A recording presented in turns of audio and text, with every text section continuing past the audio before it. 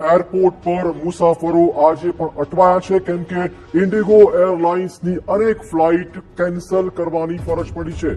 ગુરુવારની વાત કરીએ જ્યાં દેશભરમાં 550 થી વધુ ફ્લાઇટ કેન્સલ કરાઈ હતી. સૌથી વધુ દિલ્હી, મુંબઈ, બેંગલુરુમાં ફ્લાઇટ કેન્સલ થઈ રહી છે. આવનારા દિવસોમાં વધુ ફ્લાઇટ કેન્સલ થાય તેવી પણ શક્યતાઓ. મુસાફરોને હાલાકી વચ્ચે કંપનીએ ડીજીસીએને જાણકારી આપી છે. ફેબ્રુઆરી 2026 પહેલા સંચાલન સામાન્ય થવાની કોઈ શક્યતાઓ નથી. એરલાઇન ઇન્ડિગોના સંચાલનની સમસ્યા ગુરુવારે પણ યથાવત રહી છે. આખા દેશમાં ઘરેલું અને આંતરરાષ્ટ્રીય મળીને 550 થી વધુ ફ્લાઇટ કેન્સલ કરાઈ છે. સૌથી વધુ દિલ્હીમાં 172 ફ્લાઇટ કેન્સલ, મુંબઈમાં 118, બેંગાલુરુમાં 100 ફ્લાઇટ કેન્સલ કરાઈ હતી. ડીજીસીએના અધિકારીઓએ ગુરુવારે એરલાઇન્સના અધિકારીઓ સાથે મુલાકાત પણ કરી છે. ત્યારે એરલાઇને કેટલાક નિયમોમાં છૂટછાટ માંગી છે.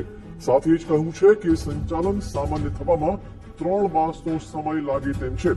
કંપનીએ ડીજીસીએને કહ્યું હતું કે તે 8મી ડિસેમ્બરથી ફ્લાઇટની સંખ્યા જ ઘટાડી દેશે અને 10 ફેબ્રુઆરી 2026 સુધીમાં સંચાલન બનશે સામાન્ય. એટલે હજુ આવનારા દિવસોમાં અનેક ફ્લાઇટ કેન્સલ થઈ શકે તેમ છે.